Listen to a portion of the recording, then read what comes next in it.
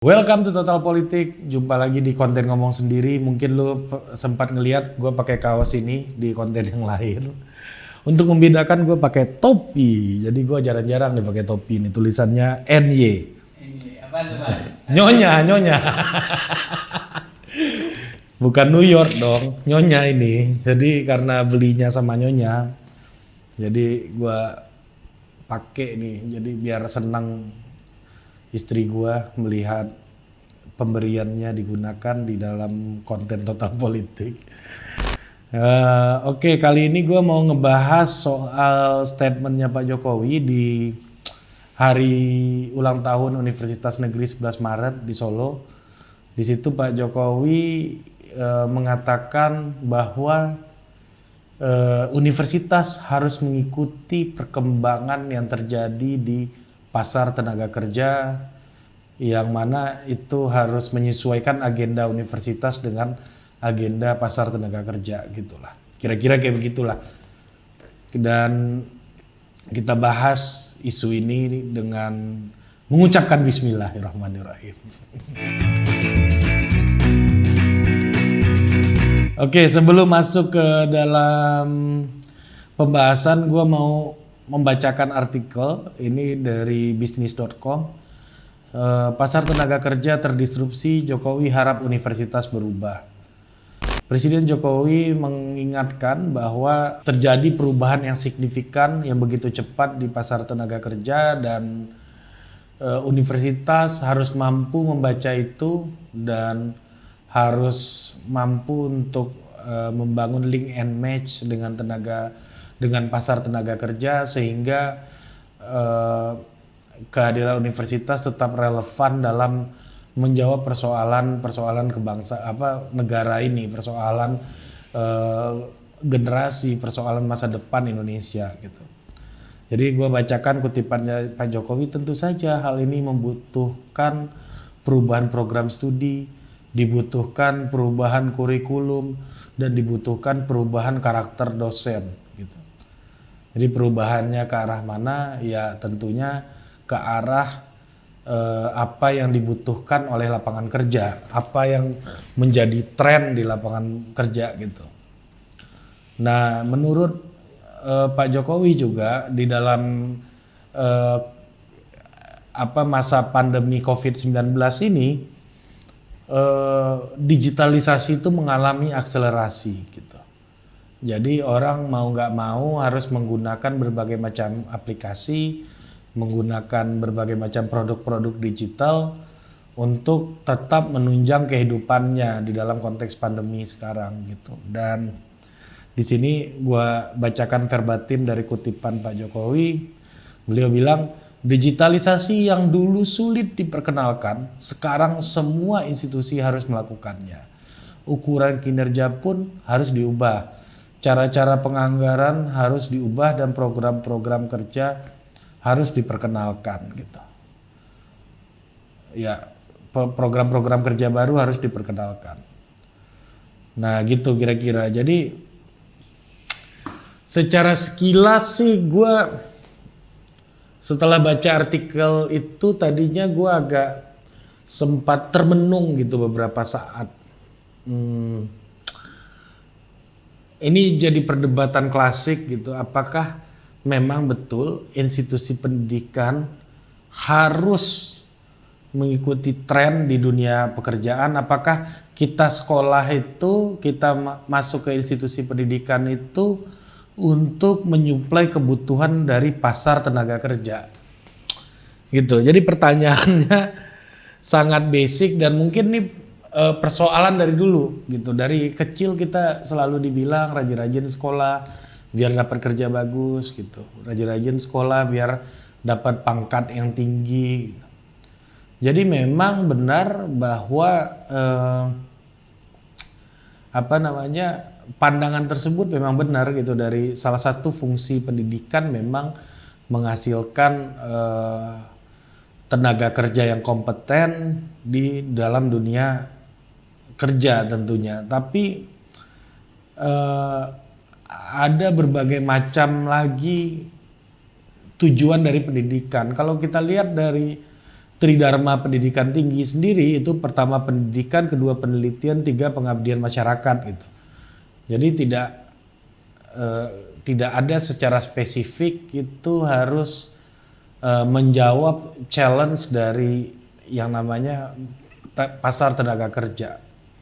Dan ya gue sih melihat ini sebagai sebuah fenomena di mana perspektif pertumbuhan ekonomi digunakan sebagai indikator utama di dalam kebijakan-kebijakan publik, di dalam kebijakan-kebijakan membangun negara gitu. Ketika negara itu berorientasi pada pertumbuhan ekonomi, berorientasi terhadap angka-angka statistik produksi nasional gitu, mau tidak mau paradigma yang dipilih itu adalah paradigma pendidikan yang menyokong bagaimana skrup dari sistem pasar ini bekerja gitu.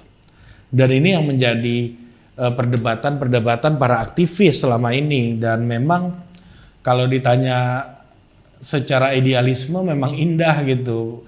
Kalau kita bilang, wah pendidikan tidak ingin menjawab persoalan jadi kita sekolah itu bukan untuk menjadi buruh gitu misalnya, atau menjadi pekerja gitu.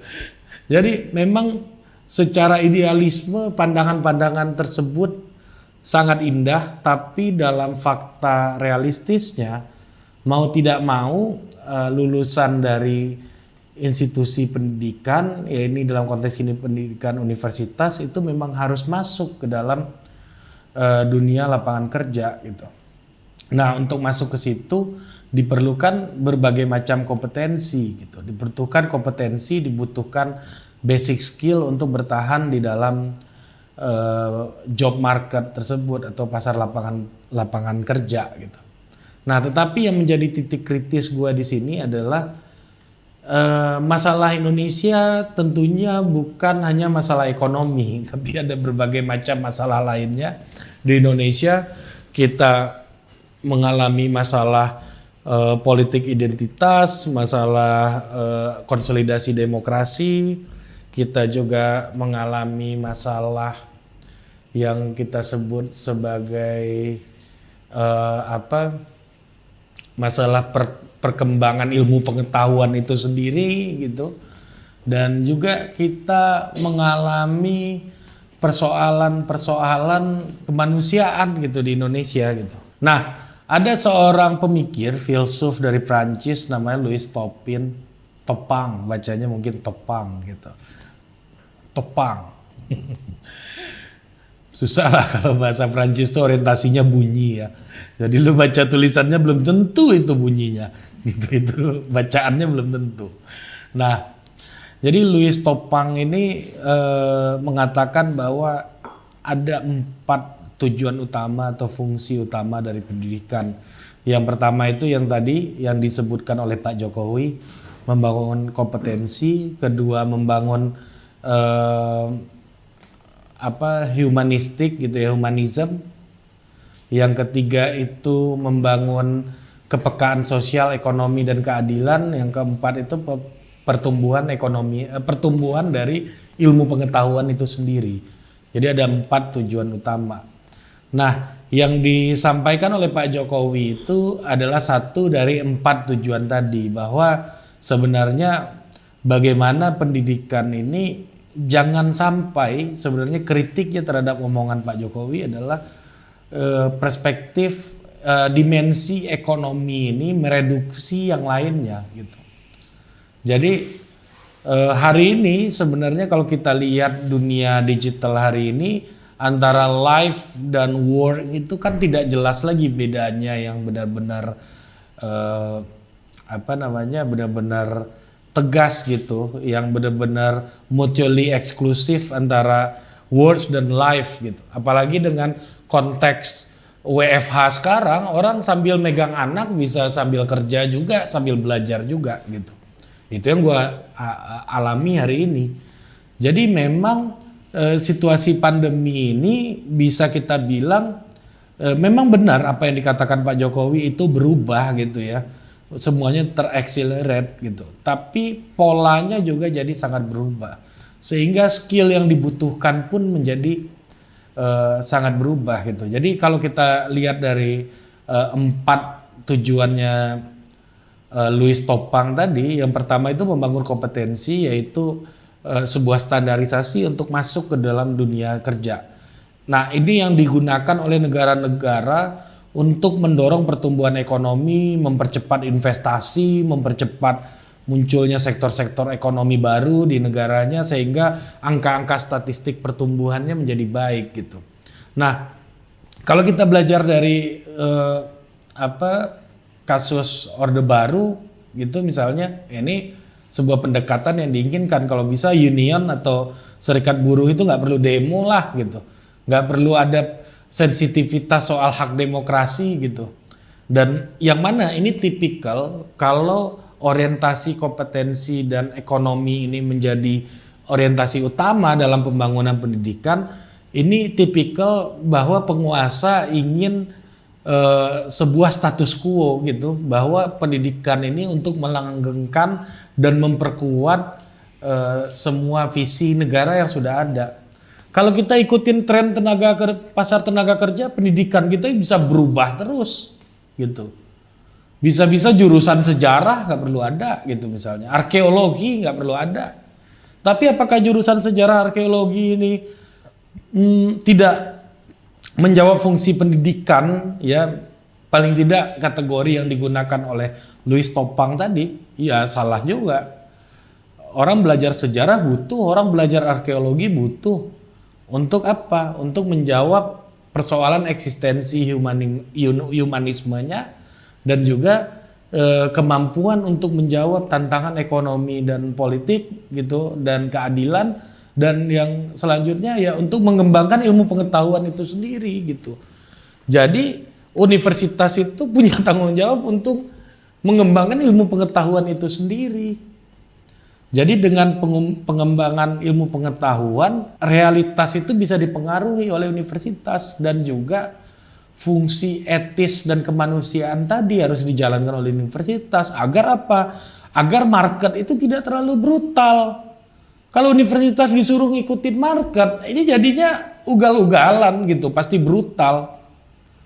Ya kan? Ya bisa aja banyak program studi harus ditutup gitu misalnya.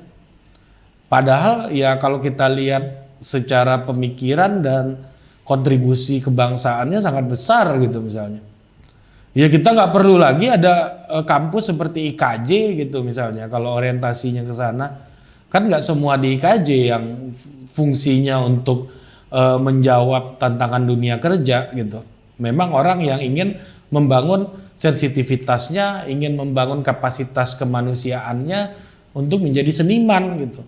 Nah ini akan terdiskriminasi apabila cara pandang ekonomistik ini yang menjadi cara pandang yang mendominasi paradigma dan perspektif pendidikan kita secara menyeluruh.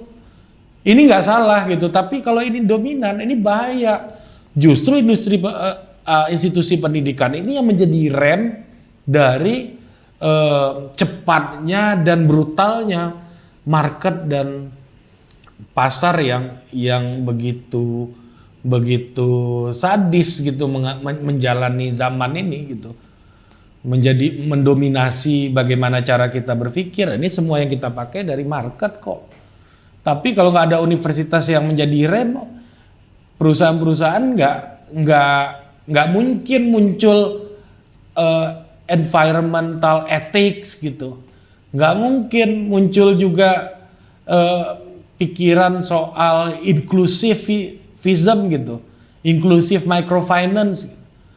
Kita nggak punya orang kayak Muhammad Yunus gitu yang bisa bikin Grameen Bank gitu. Ya ini kan juga persoalan kalau memang universitas ini tugasnya adalah merespon tren, merespon perubahan yang terjadi di lapangan kerja gitu, dunia kerja. Nah, kalau kita lihat dari 4 kategori yang Louis Topang bilang tadi, pertama kompetensi, oke. Ini membangun ekonomi, dan ini cenderung ke sekolah-sekolah teknik dan SMK misalnya, yang memang tujuannya sebagai supplier utama tulang punggung terhadap dunia pekerjaan itu menjadi sangat penting gitu, membangun kompetensi itu. Dan ini realitasnya kita lihat pengangguran tertinggi itu lulusan SMK kok. Kan kelihatan dari data gitu. Jadi fungsi utama yang satu ini ya memang harus diprioritaskan ke situ. Dan yang kedua membangun sensitivitas kemanusiaan. Ini jadi krusial hari ini di tengah cepatnya informasi, banyaknya kabar bohong, banyaknya hoax. Kemampuan orang untuk berpikir kritis jauh lebih dibutuhkan hari ini. Orang bisa memilah-milah info benar dan info salah aja itu ya. Itu udah jadi kerjaan gitu sekarang. Jadi kemampuan kritis itu membuat orang juga akan diterima di dalam market. Ya, tapi segmennya bukan segmen yang menjadi tren gitu. Mungkin tren utama mungkin pekerjaan yang sifatnya operasional, tapi ada pekerjaan kreatif lain yang juga ada di dalam labor market, tapi tidak menjadi tren utama gitu. Nah, inilah orang-orang yang memiliki kecerdasan kritikal ini yang harusnya dimunculkan oleh universitas gitu. Jadi mungkin kalau pidato Pak Jokowi bisa ditambahkan gitu, harusnya itu bisa dikatakan bahwa universitas juga harus memunculkan insan-insan kritis, insan-insan yang memiliki spirit kemanusiaan, yang bisa berpikir kritis, yang bisa membedakan informasi secara rasional, ya kan? Sehingga menjadi kekuatan tersendiri untuk mengawal pertumbuhan masyarakat kita gitu, yang semakin cepat dan yang semakin dinamis. Nah, itu bisa menjadi satu poin yang penting juga gitu. Nah, yang ketiga, poin sosial ekonomi dan justice, keadilan gitu. Ini tidak kalah jauh lebih penting untuk dijawab oleh universitas gitu, yang kayak gue contohin tadi. Siapa yang akan teriak soal etika lingkungan, soal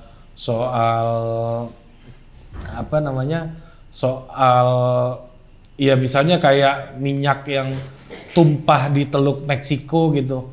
Kalau universitas kita tidak punya universitas di Amerika dan di Meksiko ketika itu tidak punya kepekaan untuk menjawab persoalan sosial dan keadilan di masyarakat gitu, ya, ecological justice, persoalan itu nggak akan mampu diselesaikan gitu oleh pemerintah ketika itu, dan banyak volunteer yang turun. Jadi menurut gua juga membangun kepekaan sosial dan keadilan seperti yang dibilang oleh Lois Topang tadi itu jauh juga lebih penting ketimbang menjawab tren dari pasar lapangan pekerjaan tadi gitu. Nah, selanjutnya ya itu tadi tugas dari institusi pendidikan ya mengembangkan pendidikan itu sendiri, mengembangkan ilmu pengetahuan itu sendiri. Jadi apa yang kita pelajari itu sudah melewati uji validasi berkali-kali sehingga perspektifnya berkembang dan sehingga perspektifnya itu tumbuh. Nah, maksud gue gini, gue nggak tahu kalau di ilmu sains ya, kalau ilmu alam kayak apa. Minimal ilmu sosial deh.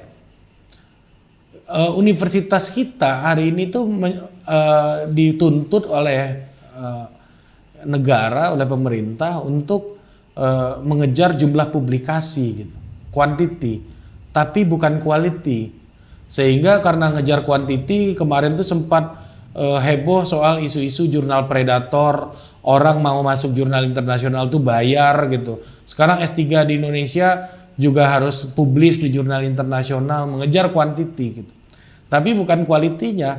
Maksud gua dalam quality begini, misalnya sempat tren di Amerika, di dunia waktu itu soal postkolonialism perspektif gitu.